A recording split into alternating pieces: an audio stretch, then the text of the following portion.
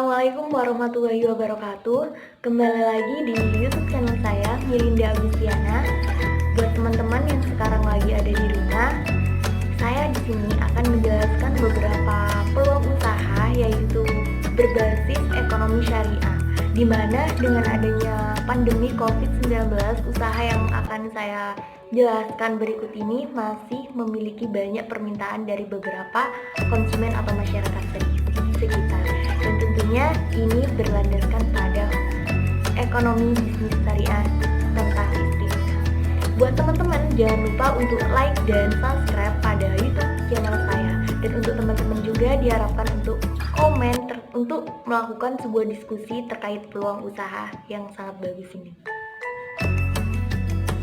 Di tengah pandemi COVID-19 saat ini, peluang usaha tersebut masih tetap berjalan. Karena apa? Karena jika ada pembeli melakukan pemesanan seperti lemari, kursi, ataupun beberapa peralatan lainnya, itu bisa datang ke rumahnya langsung melakukan kesepakatan dengan beberapa kriteria, misal dengan ukiran atau desain dari pembeli. Nah, dari situ dengan adanya desain tersebut dari pembeli, dengan adanya beberapa persyaratan-persyaratan tentunya akan membuahkan kesepakatan dan berpengaruh terhadap harga. Namun di tengah pandemi COVID-19 saat ini tidak menutup kemungkinan bahwa usaha tersebut masih tetap lancar saja, dan sampai saat ini masih banyak pembeli yang melakukan pemesanan lemari, dan itu pun mungkin dilakukan atau digunakan untuk pembuatan rumah dan semacamnya. Di salah satu desa, yaitu pada desa Bluk Raja, kecamatan Ambunten, di sana itu terdapat beberapa usaha, di mana usaha tersebut terkait kayak semacam mebel. Nah, di sana pemilik usaha tersebut atau penjual melakukan memberikan beberapa pemesanan. Jadi pada pembeli itu bisa melakukan pemesanan dengan kriteria atau persyaratan daripada pembeli. Dan hal ini tentunya berlandaskan pada teori atau materi istiqna, di mana penjelasannya tersebut merupakan proses pembelian atau pemesanan barang terhadap pembeli dengan beberapa persyaratan tertentu sesuai dengan kesepakatan bersama. Kemudian dasar hukum istiqna, di mana dasar hukum istiqna ini dibedakan atas 3 dasar hukum. Yang pertama menurut Al-Quran, yaitu terdapat pada surah Al-Baqarah ayat 282.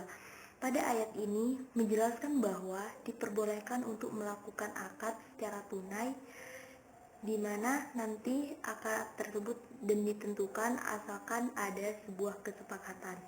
Lalu menurut Al-Quran hadis, dalam hadis ini dijelaskan bahwa ketika kita melakukan akad, hendaknya dengan takaran yang jelas dan timbangan yang jelas pula untuk jangka waktu yang diketahui. Kemudian menurut ijma, nah di ijma di sini sendiri yaitu akad istiqna sah dan diperbolehkan dengan catatan terpenuhinya syarat-syarat tertentu. Nah, dari ketiga dasar hukum tersebut, intinya itu ada pada kesepakatan dan antara kedua belah pihak dalam melakukan pemesanan.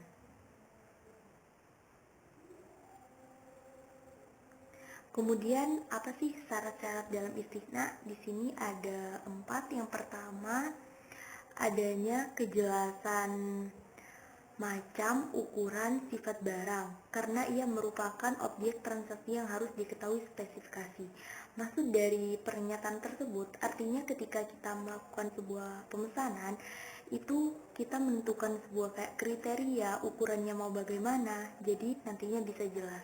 Kemudian barang biasa ditransaksikan atau berlaku dalam hubungan antar manusia. Jadi barang biasa maksudnya tidak dalam barang yang haram. Kemudian tidak dibatasi waktu penyerahan barang.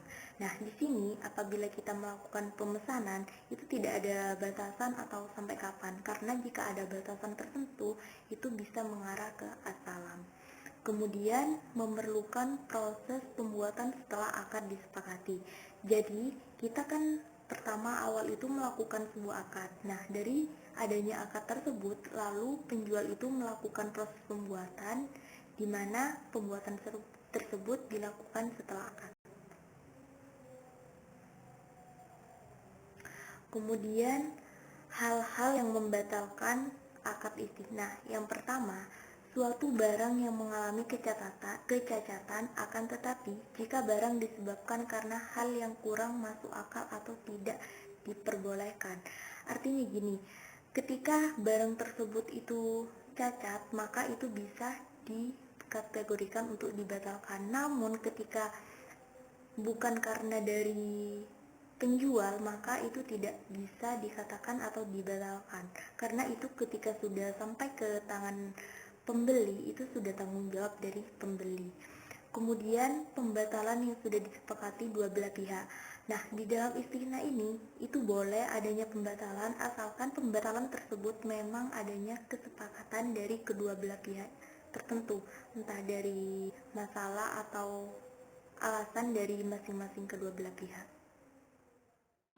Nah, itu dia teman-teman, salah satu usaha di dekat rumah saya yang masih banyak permintaan dari beberapa pembeli.